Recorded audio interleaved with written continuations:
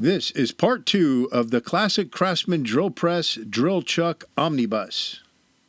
If you haven't seen part 1, click the link at the top of the screen. In this video, because I didn't have a sample back when I made the other video, we are going to be discussing the Supreme Chuck. Everything you want to know about it. So if you're one of those few people that has the Supreme Chuck on your drill press, this video is for you. Hello everyone, I'm Jeff and welcome to my shop. We got a lot to cover, so let's get to it. For most of us that have a Classic Craftsman drill press, we've got one of these chucks, and these are the Jacobs 633 chucks. They come in 3 different flavors, with or without the safety lock collar. But this is a Supreme chuck, and for a short time period, mostly with the Emerson line drill presses, they came on some of those Classic Craftsman drill presses. They even have that Craftsman logo on them. The Supreme model number for these chucks is the 15T33. And the Supreme Products Company actually has a pretty robust history where they made the Versamatic and the Versamate. And these were back before there were reversible drills. They even made chucks for hand drills. So they even made parts, spare parts, for all of their chucks where you could rebuild them just like you could with the Jacobs. But this is the Supreme chuck that was sent to me by one of my viewers. He asked me if I could clean it up, rebuild it, and then send it back to him. So it's kind of hard to see here, but it's got the taper and the size on the back side, and then the logo on the front. So the first thing we're going to be doing is disassembling this chuck. Inside one of the product manuals that's on Vintage Machinery, this is an explanation of the disassembly and assembly. These basically come apart opposite of how a Jacobs chuck comes apart. So you need to have the jaws out about halfway, and even I got a little confused here.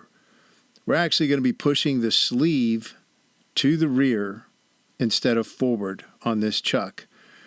And the teeth for the key are not part of the sleeve like they are on a Jacobs. So we're just going to be pushing the sleeve to the rear.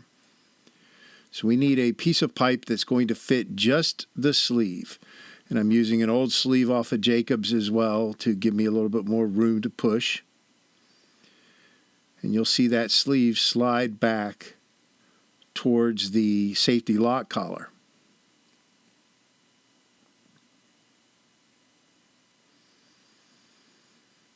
Like so. Then we can remove the sleeve and then get that piece of pipe that I used to push it with off of there. And under it there are the 2 split nuts.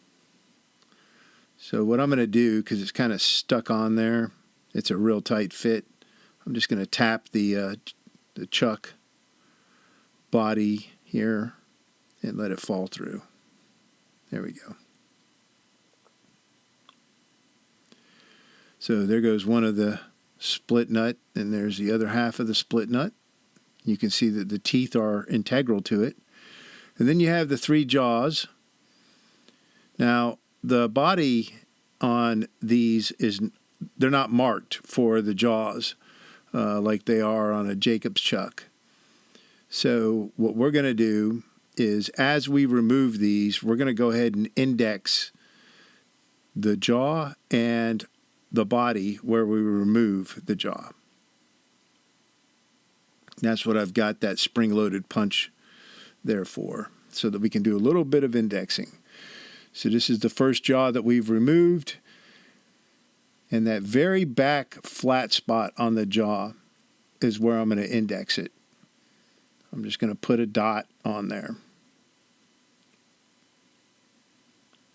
And then I'm going to index the body in that space where my right-hand thumb is at, right where, just to the right of the channel that jaw rides in, so it doesn't interfere with it in any way.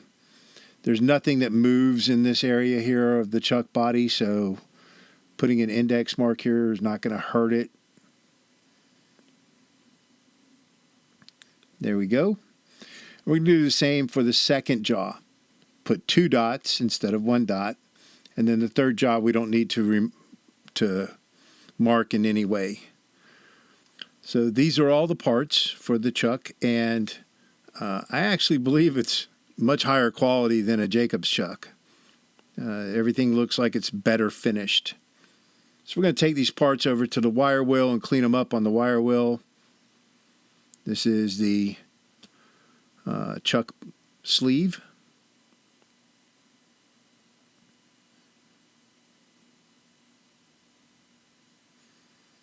We'll just speed this footage up a little bit.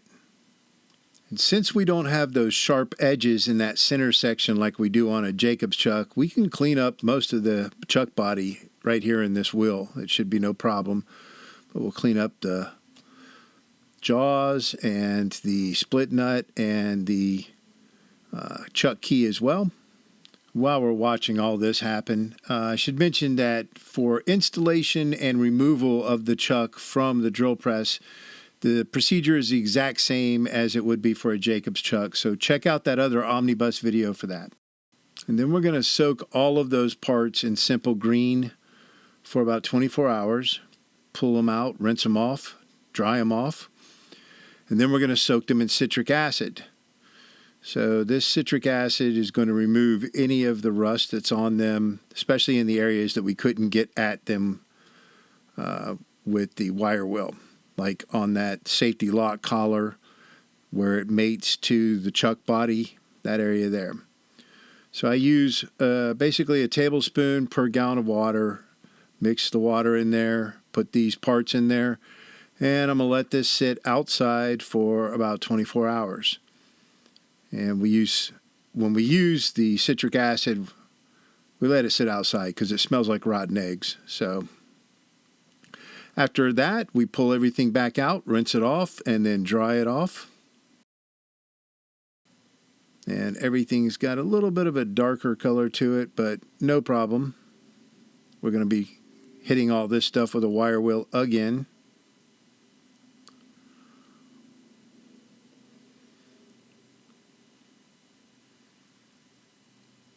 I'm just making sure that those index marks are still, you can still see them. Then we'll use a little bit of compressed air to clean out that chuck body, get the water out of there.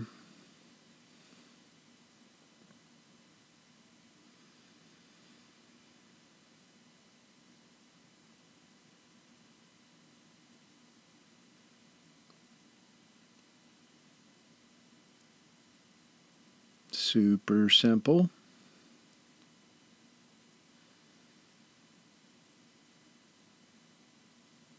So Supreme Chuck actually ended up getting bought by Rigid, which in turn got taken over by Emerson, which is probably why these are on some of those Emerson drill presses.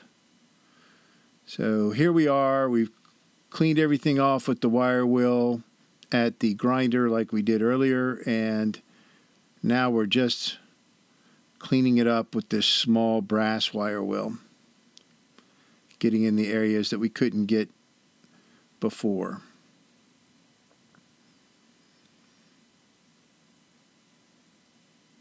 And this is on a Fordham, which is kind of like a Dremel. We'll clean out all the teeth and the threads on the split nut, and then each one of the gear racks on the jaws, and then the inside of the sleeve. And then we'll finish cleaning up the chuck body.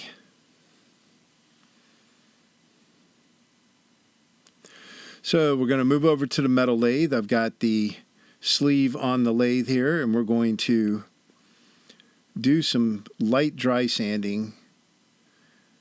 This is 220, and we're going to hit it with 220 and 320. And then we're going to wet sand, and we're going to do 400, 600, 800, and 1,000 grit, rinsing between each grit. And then we'll apply Mother's Mag and aluminum polish, and then polish that off with a ShamWow. And I wish the engraving on the sleeve here was deeper. It's very shallow, so it's barely noticeable. And for the body, we've got to put a spindle inside my chuck on my metal lathe so that the body has something to connect to. So we'll go ahead and spin the body onto that spindle.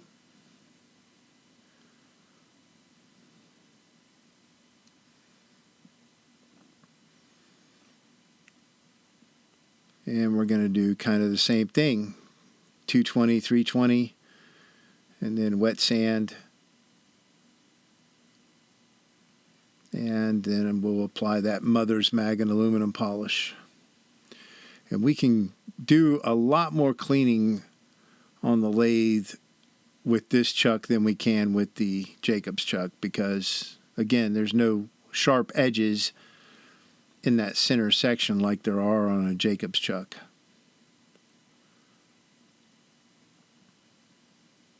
But after we got the wet sanding done, we'll go ahead and apply that mother's mag and aluminum polish and then polish this sucker up.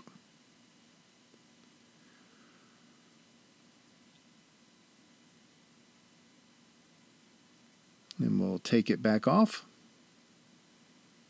That's what that little tab on the end of the key is for, in case you didn't know. So again, we're looking at the diagram on how to assemble and disassemble this chuck. So I'm going to be using Mystic number 6, which is an NLGI number 2 grease that has moly in it. It's what I use for all of my chuck rebuilds. This is a great grease for this. And we're just going to apply a little bit of grease in each one of the bores for the jaws.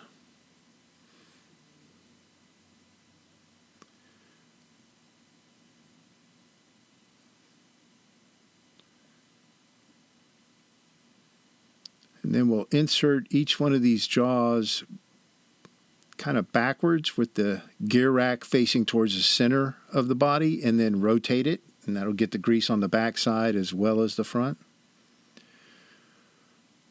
And then slide it into place. Now, again, we indexed the jaws and we indexed the chuck body so we know where these jaws go. So we're putting this back exactly like it was when we took it apart.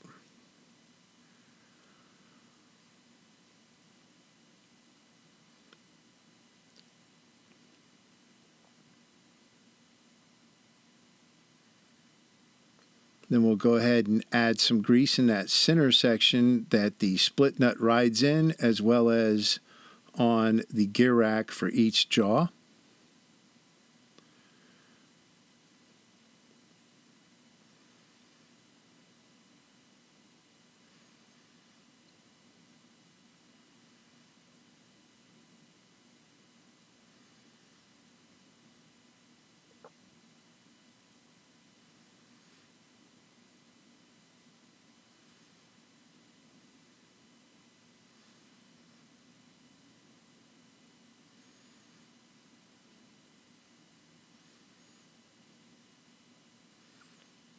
And there we go. So with all three of the jaws pretty much at the same height, we're going to go ahead and install the split nut. And you just got to kind of play with this until the threads on the split nut engage with the gears on the jaws. And then we're going to rotate it until we get it operational.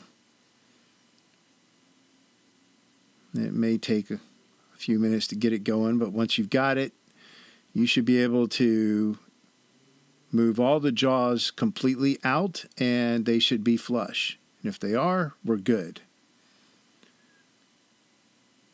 And then we'll crank them back down about halfway.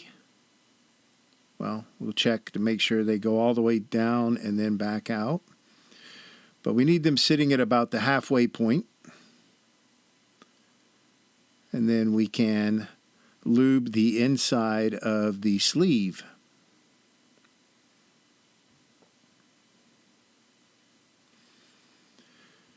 So make note of, how thin that sleeve is. That's the only part that you're going to be pushing on and off of the chuck when you disassemble or assemble it.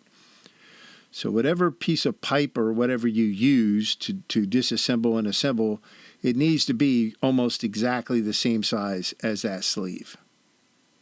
Inside diameter, and I guess you could go much larger if you wanted, but the inside diameter needs to be almost the same as the sleeve. And then we'll slide the sleeve onto the chuck body, and that'll capture the split nut.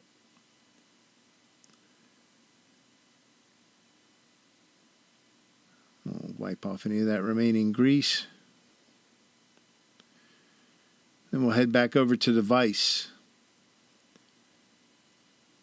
So again, we need to have the jaws protruding about halfway.